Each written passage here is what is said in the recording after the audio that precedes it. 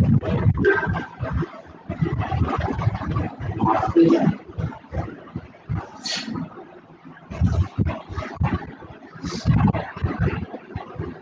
students, welcome to the environmental politics class. So today we are going to discuss about the environmental politics, which is being part and parcel of our third semester. Chapter 4, Environmental Politics. And we know pretty well that over the last few decades, environmental problems like global warming, pollution, depletion of ozone layer, climate change, and depletion of natural resources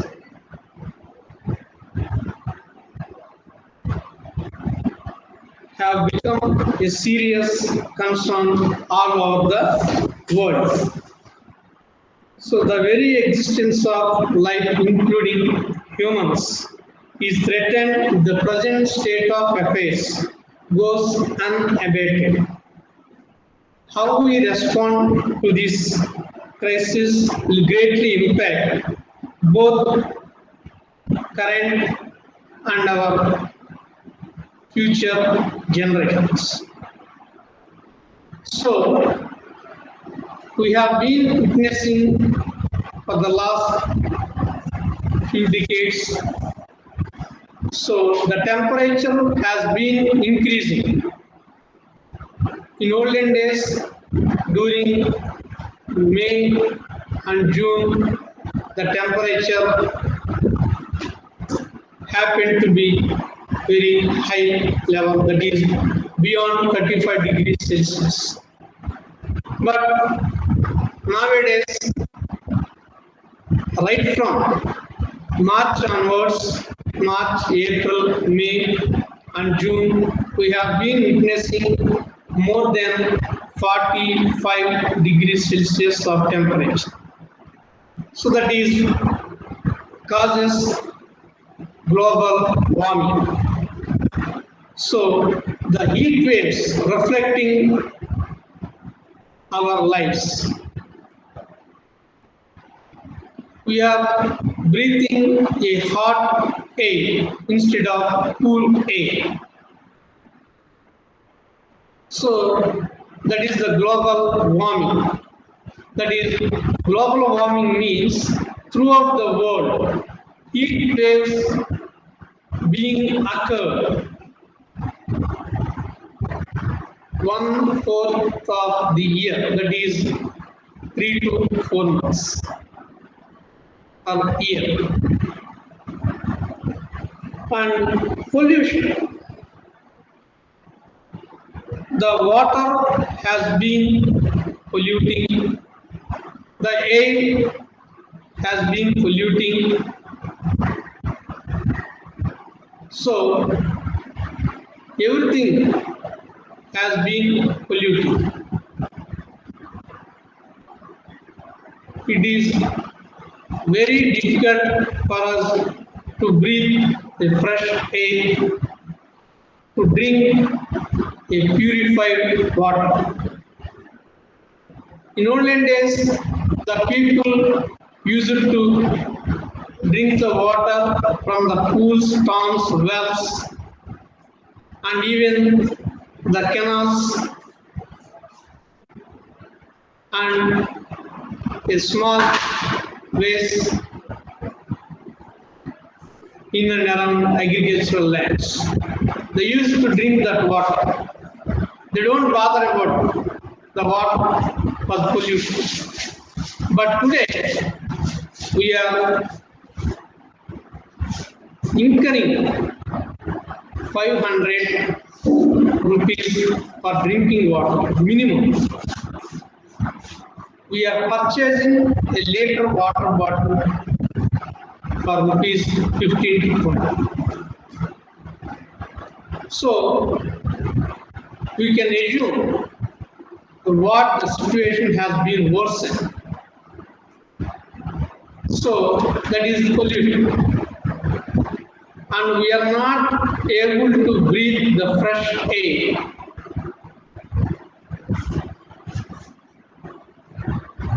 So the moment when we breathe polluted air, our lungs will be affected. When we drink the polluted water, our entire organs of the body will suffer a lot. Ultimately, we become sick. So that is the main problem of pollution. And third one, ozone layer. And we know pretty well that ozone layer, which protects us from the ultraviolet rays, which flows from sun to earth, ultraviolet rays. So the ozone layer plays a vital role in protecting human beings from the sunlight. And of course, we require sunlight, but beyond limit, beyond our required amount of heat, will be affected. So the ozone layer protects us from the ultraviolet rays. So now the ozone layer has been depleted. And climate change, we have been witnessing the climatic changing conditions. Generally, we are having the three seasons, namely monsoon, winter, and summer. For each and every session of seasons, the atmosphere or the climate may change. Our life has to tune according to the climatic conditions from time to time, which they have been occurring. So during monsoon, we have to protect ourselves from the rain. Of course, rain is required for cultivating the land, for storage of groundwater, to fill the pools, ponds, wells, and many other purposes. And during winter, we have to protect us from the cold waves. Otherwise, we will suffer from cold and bone-related diseases during winter. And comes to summer, we have to protect ourselves from the sun rays. Sunlight is essential for our survival or existence. If the temperature crosses 40 degrees Celsius in a day, it will affect a large extent. The heat waves may occur. That is, we know pretty well that, popularly known as sunstroke. The old people, the children may die due to sunstroke. Why the temperature has been crossing the 40 or 45 degree or 50 degree, even some places during summer, in Ramagundam of Telangana, Rentachantala of Andhra Pradesh and Rajasthan.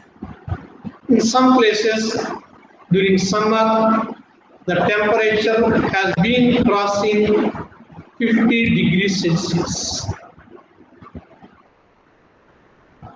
It causes the heavy heat waves, heavy sunstroke. During that time, we may suffer from dehydration.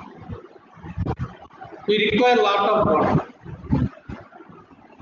Otherwise, we would be in a dehydration situation.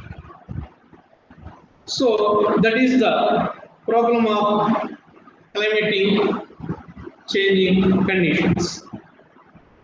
And next, depletion of natural resources. The natural resources,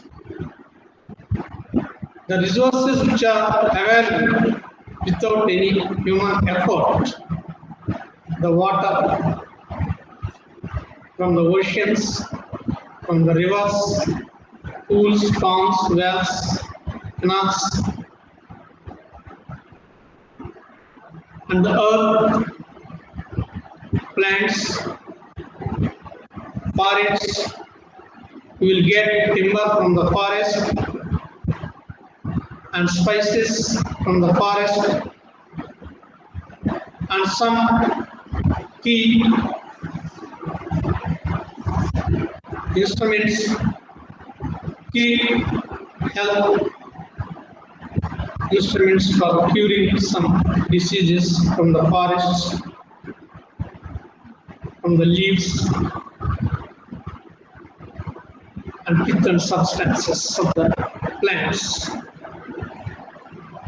and sandalwood from Seshachal forests of Andhra Pradesh.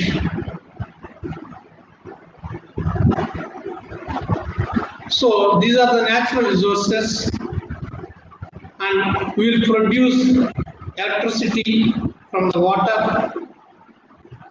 We know that Nagarjuna Sagar dam is constructed for the providing water resources for cultivation as well as to generate the electricity, and Srisailam reservoir constructed for cultivating water, storage of cultivating water, and also especially for purpose of generate the electricity. And wind power, through the winds, we can produce the power through the waves of the winds. In Anantapur district on Tirumala hills, we can find the winds, the wind power. So these are the natural resources, minerals, magnetics. So depletion of natural resources is going in a dangerous situation due to pollution, change of climatic conditions, and global warming. These are the main issues. So the time has been arrived to focus our attention. It is the responsibility of each and every citizen, not only of the India but also world at large. We have to try our level best, or we should strive for the protection of environment. If there is no good environment or clean environment, the survival of the human beings will become a big question mark. So we have to protect ourselves, and we have to pave the way for the future generations in order to protect from the polluted environment. So that is why the environmental politics has been incorporated in our respective curricula of political science third semester. So, being a students of political science, so we have to focus our attention on environment, how to protect the environment, and politics. And since intermediate level, we have been studying the politics. Politics is a function, relations between rulers and the ruled. So, the policy makers, that is the legislators, has to frame eco-friendly policies with a view to protect the environment. So, the political science students must be aware of the environmental politics. Politics means the policies. We know pretty well the relation between politics and administration. Where the politics ends, the administration starts. When the legislature, that is the parliament or even the state legislatures, makes any policy in order to protect the environment, in order to protect the wildlife, in order to protect the natural resources, the administrative authority has to implement them strictly. And our country, literate people are very less in number. They are not well aware of how to protect the environment. What are the causes for pollution of the environment? What are the causes for depletion of natural resources? And they don't know about global warming and depletion of ozone layer, all these things. They know simply about water for drinking or cultivation, air for breathing, like that. So, we have to educate them. Before educating the general public at large, we have to educate ourselves. So that's why this particular paper titled Environmental Politics has been incorporated in your curriculum. So educating the people about different aspects of the environment is the need of the hour. So this is the right time. Of course, it is late, but late than never. Late than never. At least from now onwards, we have to focus our attention to educate the people about different aspects of the environment so that everyone becomes aware of the seriousness of this problem and become a part in protecting the environment.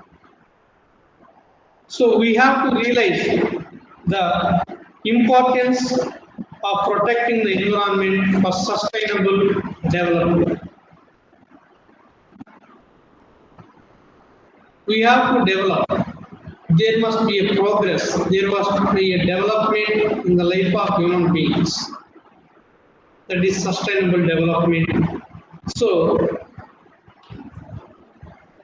we incorporated this paper, Environmental Politics, in the curricula of MA Political Science. As we know, this paper, Environmental Politics, focuses on the politics associated with environment while discussing the major environmental issues and movements in India. environmental issues. The water problem main and the forest deforesting problem across the country we have been witnessing. So we have been facing problems like shortage of water and deforestation in some areas in our country. So it also discusses the international policy initiatives on climate change, international level. So what are the policies being made and implemented in India, and what are the policies in favor of protecting the environment across the globe, that is various countries of both developed and developing countries. So we are having 4 units in this paper. In first unit, we are going to discuss about man and environment and population and environment, health and environment, and 4 need to conserve and protect the environment. So now let's discuss what is meant by environment. Environment is the sum total conditions in which an organism has to survive or maintain its life process. It influences the growth and development of living forms. There are as many as 6 lakh living organisms on Earth, including human beings. The human beings are the ultimate living organisms on Earth. Environment plays an important role in healthy living and existence of life on planet Earth. So healthy living we require. Healthy, we know pretty well. You may not be wealthy, but you are supposed to be healthy. You may not be wealthy, but you are supposed to be healthy. So everyone requires healthy life rather than wealthy life. Earth is a home for different living species, and we are all dependent on the environment for food, air, water, and other needs. Without environment, we could not get food for our existence or day-to-day life. We can't survive without taking adequate food or without taking sufficient food. So we require some energy to do any mental or physical work. So we require some energy. In order to generate energy in our body, we have to feed. We have to take some food. So food is available in environment. We have to cultivate the lands. And air, we have to breathe fresh air. Unless our lungs will be suffered, our body will be damaged.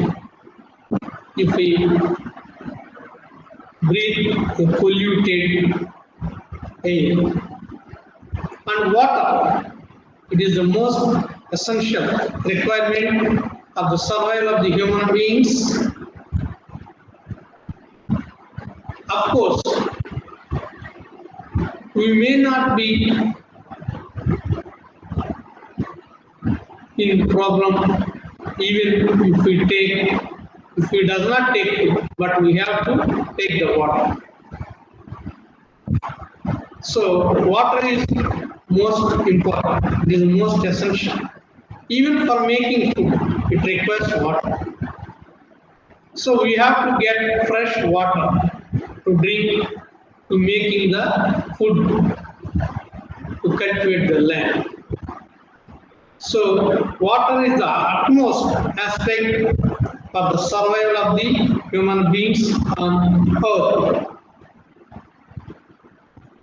Another needs. So we have to build a shelter, protect ourselves from the sun, cold, and rain. And we have clothes to wear to cover our body. So without natural resources, we can't produce the cloth to wear, we can't produce the timber or construct houses for our safety living.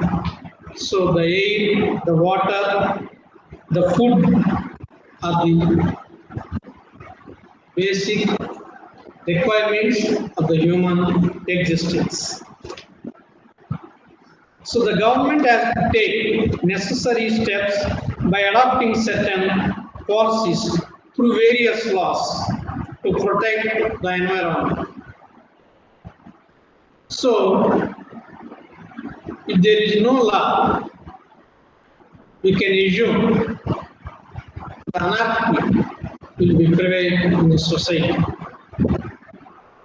So there must be a law in order to regulate the external activities of the human beings. If there is no law, cutting trees in a forest amounts to be a crime, even if there would not be a forest. So that's why there must be a law to regulate the external activities of human beings. So laws will become in the form of policies, that is environmental laws or environmental policies, whatever you may call them. For instance, there will be a pollution control board, and we know pretty well that for every 6 months we are supposed to check our two-wheelers or four-wheelers or any motor vehicle pollution check. So that is, if we construct a factory or industry or any other structure, we have to get no objection certificate from the pollution control board of the area concerned, whether it is a state or region, as the case might be. And unpolluted vehicles has to be banned. Suppose we'll purchase a two-wheeler, the life is 15 years. After completion of 15 years,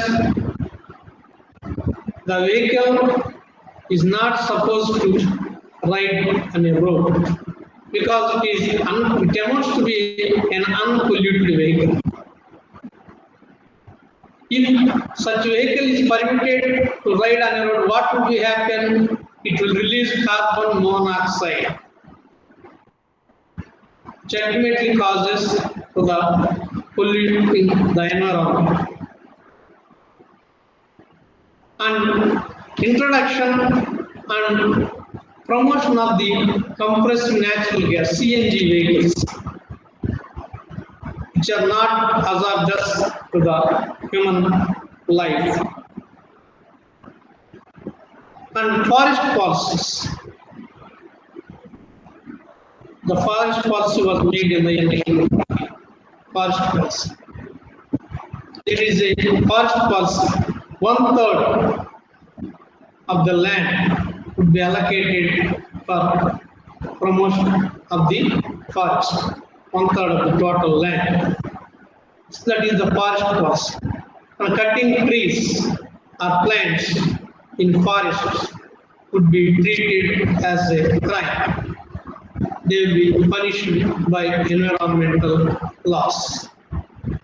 So these are the policies which are related to the environment with a motive of protect the environment. So that is the introduction, nature regarding the environmental politics.